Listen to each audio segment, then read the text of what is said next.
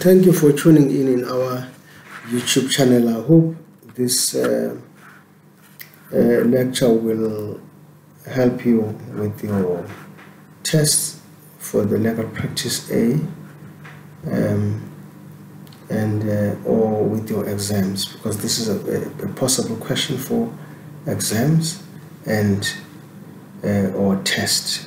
So a scenario here will be that you are asked a question for 10 marks, and the question is: discuss the risks and factors which must be considered by a court when deciding a bail application. That question is for 10 marks. Obviously, you must give at least 5 factors that the court has to consider when deciding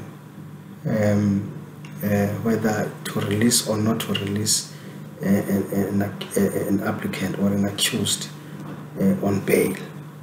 Right? Your answer is expected to be this. You will say the release of the accused on bail shall be granted if such release is in the interest of justice. Right? In terms of section 60, subsection 4, the refusal to grant bail and the detention of an accused in custody shall be in the interest of justice where one or more of the following grounds are established. What are those grounds? The first ground will be where there is a likelihood that the accused, if he were released on bail, will endanger the safety of the public or any particular person, or will commit a Schedule 1 offense, that is now in terms of section 60, section 4, subsection A.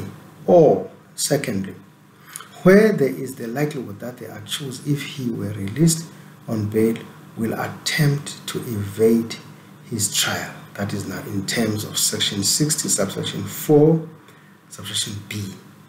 Or thirdly, where there is a likelihood that the accused, if he were released on bail, will attempt to influence, intimidate witnesses, or conceal or destroy evidence. That is now in terms of section 60, subsection 4C. Right? Or where there is a likelihood that the accused, if he were released on bail, will undermine or jeopardize the objectives of the proper function of the criminal justice system, including the bail system. That is now section 60, subsection 4D.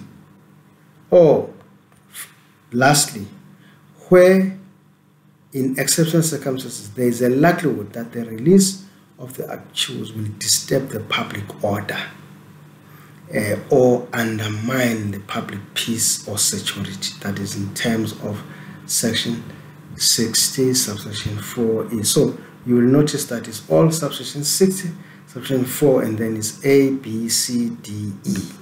It's all those, but you don't mix them, because you remember subsection A is where there's a likelihood that the accused will endanger the safety of the public or any particular person. Okay, and then you cannot mix. You cannot take section A and make it section B, because it's different. So you have to read it. You have to read the section 60, then it will tell you. So you need all those 5 in order to get your 10 marks. So please prepare yourself on this one.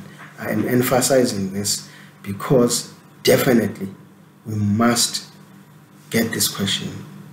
And also, when you ask for scope, you must remind me that, advocate, you remember you said we must get those 2 10 marks questions. I've given you the first one, and this is the second one. So please go and read it.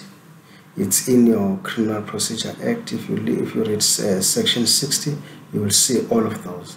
You read them, Those are the factors that must be taken into consideration when the court is deciding to release somebody on bail.